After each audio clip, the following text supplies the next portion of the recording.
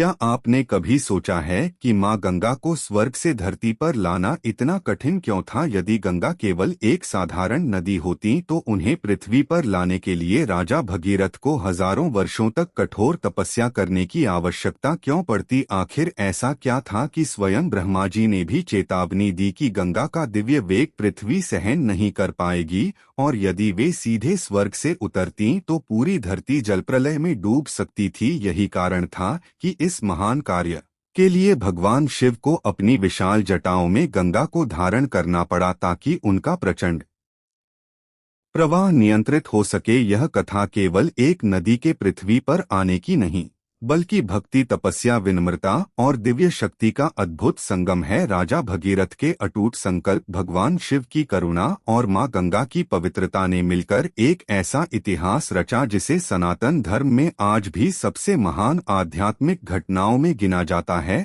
आखिर क्या था इस दिव्य अवतरण का पूरा रहस्य और क्यों इसे मानव इतिहास का सबसे कठिन आध्यात्मिक अभियान कहा जाता है? आइए इस अद्भुत कथा को विस्तार से जानते हैं। पुराणों के अनुसार प्राचीन काल में राजा सगर इक्ष्वाकु वंश के एक महान और पराक्रमी सम्राट थे। अपने साम्राज्य की प्रतिष्ठा और धर्म की स्थापना के लिए उन्होंने अश्वमेध यज्ञ का आयोजन किया। इस यज्ञ की परंपरा के अनुसार एक विशेष घोड़े को स्वतंत्र रूप से विभिन्न राज्यों में घूमने के लिए छोड़ दिया जाता था। यदि कोई राजा उस घोड़े को रोक देता तो उसे युद्ध के लिए तैयार माना जाता और यदि कोई उसे नहीं रोकता तो वह राजा यज्ञ करने वाले सम्राट की सार्वभौमिक सत्ता को स्वीकार करता था। राजा सगर का यज्ञ सफल होता देख देवराज इंद्र को भय हुआ कि कहीं उनकी प्रतिष्ठा और देवताओं के राजा के रूप में उनका स्थान चुनौती में न पड़ जाए, इसलिए उन्होंने अपनी माया का प्रयोग करके यज्ञ के घोड़े को चुरा लिया और उसे महर्षि कपिल मुनि के आश्रम के समीप बांध दिया। उस समय कपिल मुनि गहन समाधि में लीन थे और उन्हें इस घटना का कोई ज्ञान नहीं था। जब राजा सगर के 60,000 पुत्र घोड़े की खोज करते करते वहां पहुंचे तो उन्होंने बिना सत्य जाने और बिना किसी विचार के कपिल मुनि पर ही घोड़ा चुराने का आरोप लगा दिया। यही अधैर्य, अहंकार और बिना प्रमाण किसी संत पर दोष लगाने की भूल आगे चलकर एक ऐसी घटना का कारण बनी जिसने न केवल उनके जीवन का अंत किया बल्कि भविष्य में मां गंगा के पृथ्वी पर अवतरण की भूमिका भी तैयार कर दी। राजा सगर के 60,000 पुत्र यज्ञ के घोड़े की खोज में पूरी पृथ्वी का भ्रमण करते हुए अंततः उस स्थान पर पहुंचे जहां महर्षि कपिल मुनि गहन समाधि में लीन थे। उन्होंने देखा कि यज्ञ का घोड़ा आश्रम के निकट खड़ा है। बिना यह जाने कि घोड़ा वहां कैसे पहुंचा और बिना किसी प्रकार की विनम्रता या सत्य की खोज किए उन्होंने कपिल मुनि पर ही घोड़ा चुराने का आरोप लगा दिया। इतना ही नहीं, कुछ पुराणों के वर्णन के अनुसार वे क्रोध और अहंकार में मुनि का अपमान करने लगे तथा उनकी तपस्या भंग करने का प्रयास भी किया। वर्षों की तपस्या में लीन महर्षि ने जब अपनी समाधि से नेत्र खोले तो उनके सामने धर्म का अपमान और निर्दोष पर लगाया गया झूठा आरोप था। उनके क्रोध का कारण व्यक्तिगत अपमान नहीं बल्कि अधर्म, अहंकार और संतों के प्रति अनादर था। जैसे ही कपिल मुनि की दिव्य दृष्टि उन राजकुमारों पर पड़ी, उनकी तपशक्ति से उत्पन्न तेज इतना प्रचंड था कि राजा सगर के सभी 60,000 पुत्र उसी क्षण भस्म हो गए। उनके शरीर तो राख में बदल गए लेकिन उनकी आत्माओं को शांति और मोक्ष प्राप्त नहीं हुआ। वे अपने अधूरे कर्मों और अपराध के कारण पृथ्वी और पाताल के बीच बंधी रह गईं।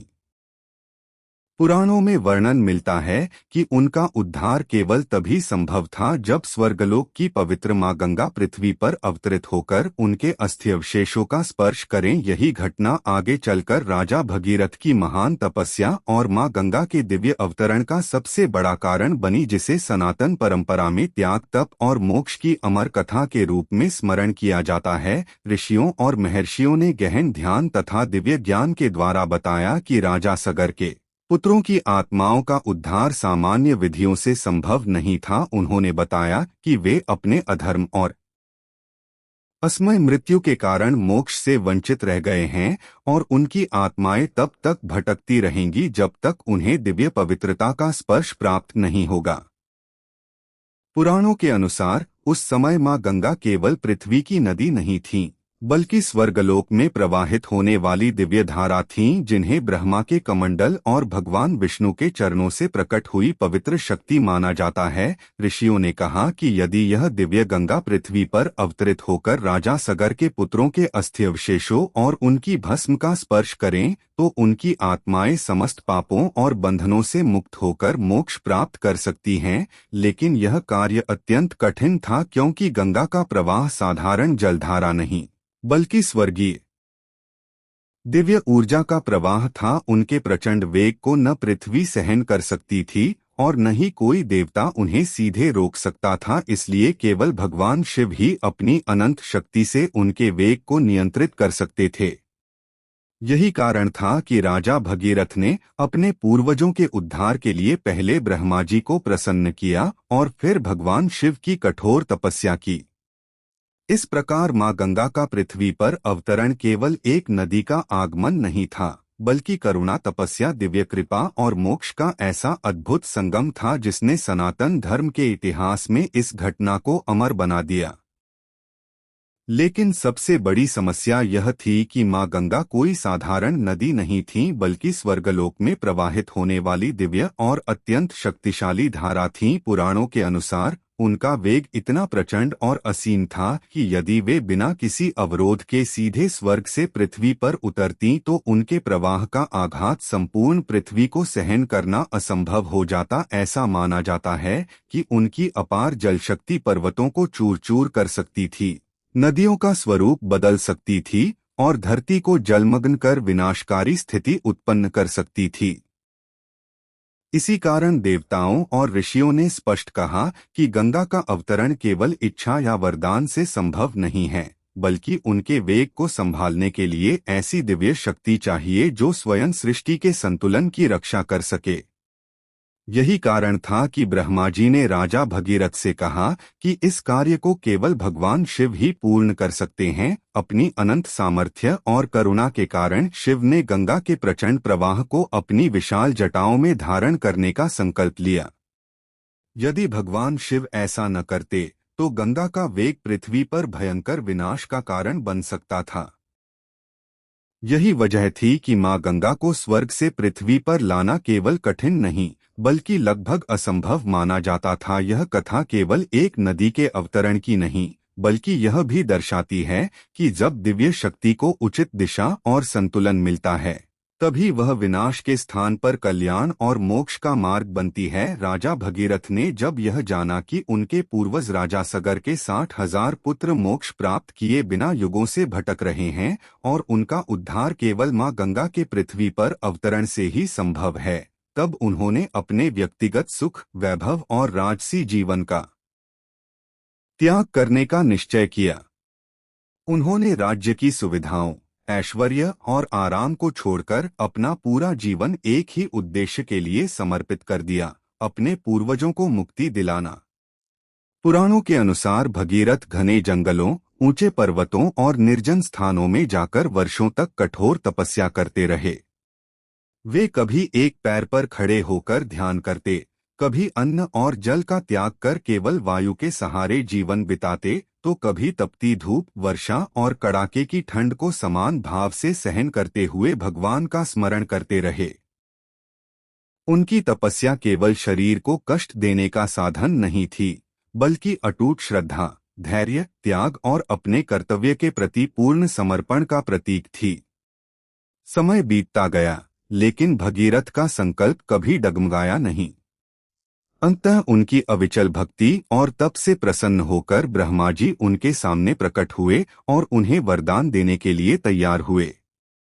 किंतु ब्रह्मा जी ने यह भी बताया कि गंगा का पृथ्वी पर अवतरण आसान नहीं होगा, क्योंकि उनके प्रचंड वेग को केवल भगवान शिव ही संभाल सकते हैं। इस प्रकार भगीरथ की तपस्या ने न केवल देवताओं को प्रसन्न किया, बल्कि यह सिद्ध कर दिया कि सच्चा संकल्प, धैर्य और निस्वार्थ प्रयास असंभव प्रतीत होने वाले कार्यों को भी संभव बना सकते हैं। राजा भगीरथ की वर्षों की कठोर तपस्या, अटूट श्रद्धा और निःस्वार्थ भावना से अंतः ब्रह्मा जी अत्यंत प्रसन्न हुए। वे दिव्य प्रकाश के साथ भगीरथ के सामने प्रकट हुए और उनकी भक्ति की सराहना करते हुए वरदान मांगने को कहा। भगीरथ ने विनम्रतापूर्वक प्रार्थना की कि माँ गंगा स्वर्गलोक से पृथ्वी पर अवतरित हों, ताकि उनके पूर्वजों की आत्माओं को मोक्ष प्राप्त हो सके। ब्रह्मा जी ने उनकी प्रार्थना स्वीकार करते हुए गंगा को पृथ्वी पर आने की अनुमति तो दे दी, लेकिन साथ ही एक गंभीर सत्य भी बताया। उन्होंने कहा कि गंगा कोई साधारण जलधारा नहीं, बल्कि स्वर्ग की दिव्य और अत्यंत प्रचंड शक्ति है। यदि वे सीधे पृथ्वी पर उतरेंगी तो उनका वेग इतना भयानक होगा कि पूरी पृथ्वी उस आघात को सहन नहीं कर पाएगी और भारी विनाश हो सकता है। इसलिए इस महान कार्य के लिए केवल एक ही देवता सक्षम है, भगवान शिव। ब्रह्मा जी ने भगीरथ से कहा कि महादेव अपनी अनंत शक्ति और विशाल जटाओं में गंगा के प्रचंड प्रवाह को धारण कर सकते हैं और उसे नियंत्रित करके पृथ्वी पर सुरक्षित रूप से प्रवाहित कर सकते हैं। यह सुनकर भगीरथ ने बिना एक क्षण भी विलंब किए भगवान शिव की कठोर आराधना प्रारंभ कर दी। उन्होंने हिमालय की पवित्र भूमि में एकाग्रचित्त होकर वर्षों तक तप किया, महादेव का निरंतर ध्यान किया और पूरी श्रद्धा के साथ उनकी कृपा की याचना की। उनकी भक्ति में न कोई स्वार्थ था, न किसी प्रकार की व्यक्तिगत इच्छा, केवल अपने पूर्वजों के उद्धार और समस्त संसार के कल्याण का भाव था। अंततः उनकी अटल भक्ति, धैर्य और समर्पण से प्रसन्न होकर भगवान शिव प्रकट हुए और गंगा के दिव्य अवतरण में सहयोग देने का वचन दिया। यहीं से मां गंगा के पृथ्वी पर अवतरण की सबसे महत्वपूर्ण और दिव्य लीला का आरंभ हुआ। राजा भगीरथ की अटूट श्रद्धा, कठोर तपस्या और निःस्वार्थ भाव ने अंततः भगवान शिव को प्रसन्न कर दिया। वर्षों तक एकाग्र मन से की गई उनकी आराधना का फल तब मिला जब कैलाशपति महादेव उनके सामने प्रकट हुए। भगीरथ ने अत्यंत विनम्रता के साथ हाथ जोड़कर निवेदन किया कि यदि मां गंगा सीधे स्वर्ग से पृथ्वी पर उतरेंगी तो उनके प्रचंड वेग से धरती का विनाश हो जाएगा। इसलिए उन्होंने भगवान शिव से प्रार्थना की कि वे अपनी दिव्य शक्ति से गंगा के वेग को धारण करें और उनके पूर्वजों के उद्धार का मार्ग प्रशस्त करें। भगीरथ की निष्काम भक्ति, धैर्य और अपने पूर्वजों के प्रति समर्पण को देखकर महादेव अत्यंत प्रसन्न हुए। उन्होंने मुस्कुराते हुए कहा कि लोक कल्याण के इस महान कार्य में वे अवश्य सहयोग करेंगे। भगवान शिव जानते थे कि गंगा का वेग इतना अपार है कि उसे कोई भी देवता या शक्ति सीधे नहीं रोक सकती। इसलिए उन्होंने निश्चय किया कि वे अपनी विशाल और दिव्य जटाओं में गंगा के समस्त प्रवाह को समेट लेंगे, ताकि उनका वेग शांत होकर पृथ्वी पर धीरे धीरे प्रवाहित हो सके। यह केवल शक्ति का प्रदर्शन नहीं था, बल्कि महादेव की करुणा, धैर्य और सृष्टि की रक्षा करने वाले उनके स्वरूप का प्रतीक भी था। इस घटना से यह संदेश मिलता है कि जब दिव्य शक्ति को संयम और सही दिशा मिलती है, तभी वह समस्त संसार के लिए कल्याणकारी बनती है। भगवान शिव द्वारा गंगा को अपनी जटाओं में धारण करने की यह लीला आज भी सनातन धर्म में करुणा, संरक्षण और लोकमंगल के सर्वोच्च उदाहरणों में से एक मानी जाती है। जब भगवान ब्रह्मा की आज्ञा से मां गंगा स्वर्गलोक से पृथ्वी की ओर उतरने लगीं, तब उनका दिव्य प्रवाह अत्यंत प्रचंड, तेजस्वी और गर्जनापूर्ण था। पुराणों में वर्णन मिलता है कि गंगा स्वयं को अत्यंत शक्तिशाली मानती थीं और उन्हें अपने अपार वेग पर गर्व था। उनके मन में यह विचार आया कि ऐसा कौन है जो उनके वेग को रोक सकेगा। उन्हें विश्वास था कि उनके प्रचंड प्रवाह के सामने पृथ्वी तो क्या, कोई भी देवता टिक नहीं पाएगा। इसी गर्व के साथ वे आकाश से प्रचंड गर्जना करती हुई नीचे उतरीं। उनका वेग इतना तीव्र था कि ऐसा प्रतीत होता था मानो अनगिनत जलधाराएं एक साथ टूटकर ब्रह्मांड में प्रवाहित हो रही हों। देवता, ऋषि और गंधर्व भी इस अद्भुत दृश्य को विस्मय से देख रहे थे। किंतु सनातन परंपरा में यह प्रसंग केवल गंगा के वेग का वर्णन नहीं करता, बल्कि एक गहरा आध्यात्मिक संदेश भी देता है। चाहे कोई कितना ही महान, शक्तिशाली या पवित्र क्यों न हो, यदि उसके भीतर अहंकार आ जाए तो उसे भी विनम्रता का पाठ सीखना पड़ता है। इसी कारण भगवान शिव ने गंगा के इस गर्व को शांत करने और पृथ्वी की रक्षा करने के लिए अपनी अनंत जटाओं में उनके संपूर्ण प्रवाह को समेट लेने का निश्चय किया। आगे की यह लीला दर्शाती है कि दिव्यता का वास्तविक सौंदर्य शक्ति में नहीं, बल्कि संयम, विनम्रता और लोक कल्याण में निहित है। जब मां गंगा अपने प्रचंड वेग और गर्व के साथ स्वर्ग से पृथ्वी की ओर उतरी, तब भगवान शिव शांत भाव से कैलाश पर खड़े होकर उनकी प्रतीक्षा कर रहे थे। जैसे ही गंगा की विशाल जलधारा महादेव के मस्तक पर गिरी, शिव ने अपनी योगमाया और अनंत शक्ति का परिचय देते हुए उन्हें अपनी विशाल, घनी और दिव्य जटाओं में इस प्रकार समेट लिया कि उनका पूरा प्रवाह उन्हीं जटाओं के भीतर उलझकर रह गया। पुराणों में वर्णन है कि गंगा का वेग इतना प्रचंड था कि वे सोच रही थीं कि वे सीधे पृथ्वी पर बह निकलेंगी, लेकिन महादेव की जटाओं के जाल में प्रवेश करते ही उनका समस्त गर्व और वेग निष्प्रभावी हो गया। आश्चर्य की बात यह थी कि उनकी एक भी बूंद पृथ्वी पर नहीं पहुंच सकी। गंगा अपनी ही धारा में महादेव की जटाओं के भीतर मार्ग खोजती रहीं, पर बाहर निकलने का कोई रास्ता नहीं मिला। इस घटना ने उन्हें यह अनुभव कराया कि ब्रह्मांड में भगवान शिव से बढ़कर कोई शक्ति नहीं है। यह लीला केवल शक्ति का प्रदर्शन नहीं थी, बल्कि अहंकार को विनम्रता में बदलने का दिव्य संदेश भी थी। भगवान शिव ने यह सिद्ध किया कि चाहे शक्ति कितनी भी महान क्यों न हो, यदि वह संयम और मर्यादा से रहित हो तो वह विनाश का कारण बन सकती है।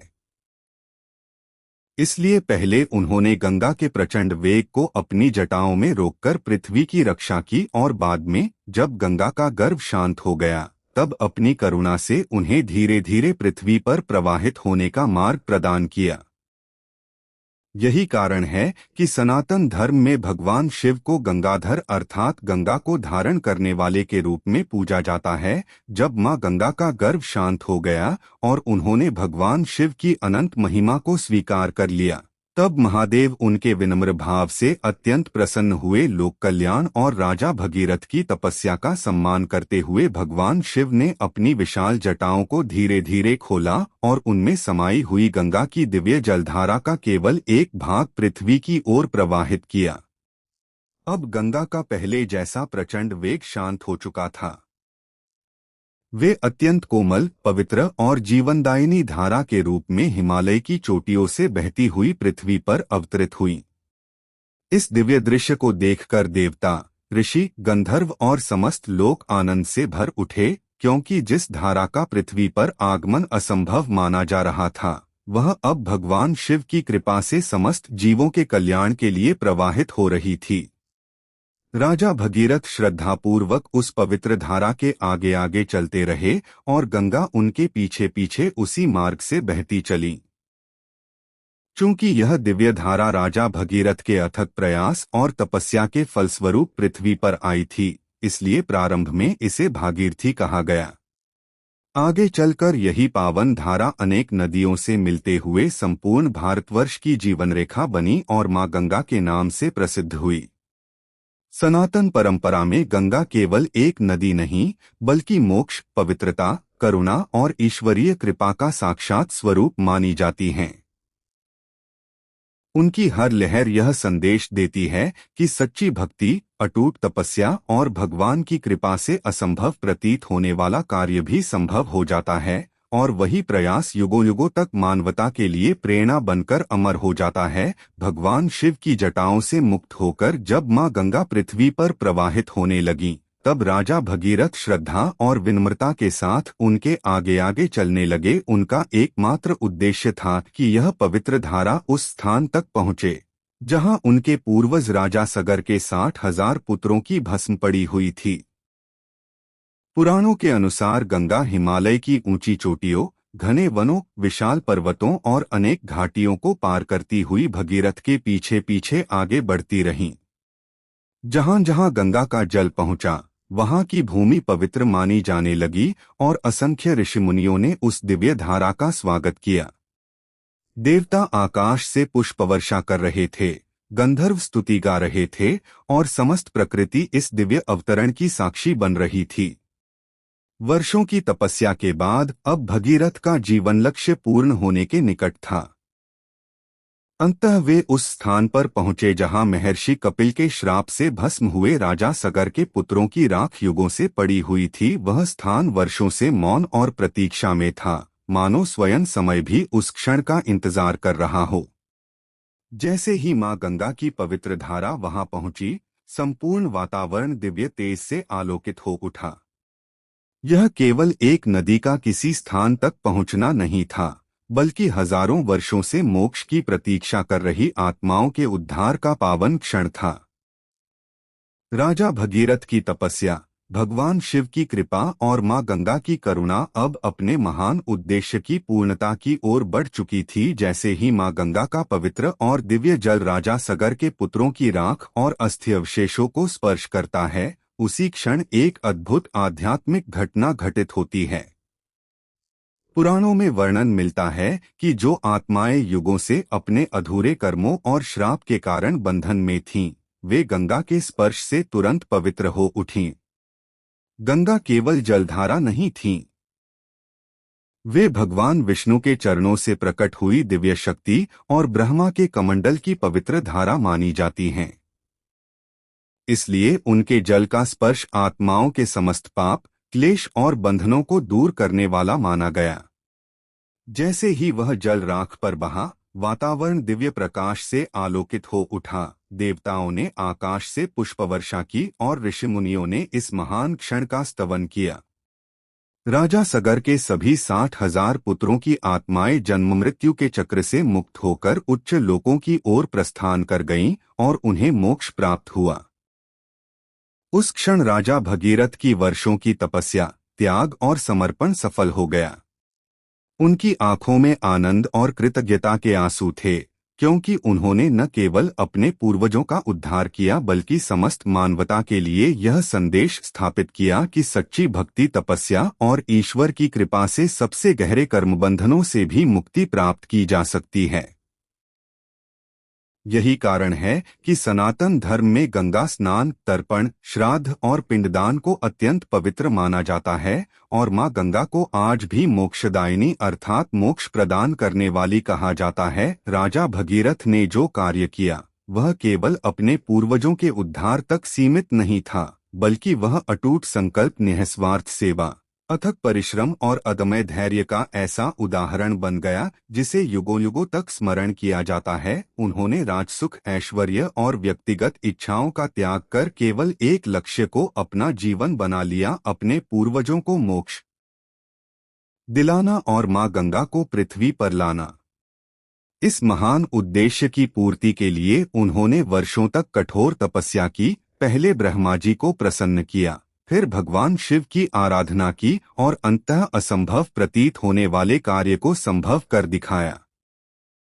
यही कारण है कि भारतीय संस्कृति और हिंदी भाषा में आज भी जब कोई व्यक्ति अत्यंत कठिन, लगभग असंभव या लंबे समय से अटके हुए कार्य को अपने धैर्य, समर्पण और निरंतर प्रयास से पूरा करता है, तो उसके प्रयास को भागीरथ प्रयास कहा जाता है। यह केवल एक मुहावरा नहीं बल्कि राजा भगीरथ के त्याग और तपस्या को दिया गया अमर सम्मान है। यह हमें सिखाता है कि यदि लक्ष्य पवित्र हो, नियत निष्काम हो और प्रयास निरंतर हो तो ईश्वर की कृपा से असंभव भी संभव हो सकता है। इसलिए आज भी किसी महान उपलब्धि, राष्ट्रहित के कार्य, समाज सेवा या कठिन लक्ष्य को प्राप्त करने वाले असाधारण प्रयासों को भागीरथ प्रयास की संज्ञा दी जाती है। राजा भगीरथ का जीवन हमें प्रेरणा देता है कि सच्ची सफलता केवल शक्ति या भाग्य से नहीं बल्कि अटूट विश्वास, धैर्य, तपस्या और निरंतर कर्म से प्राप्त होती है।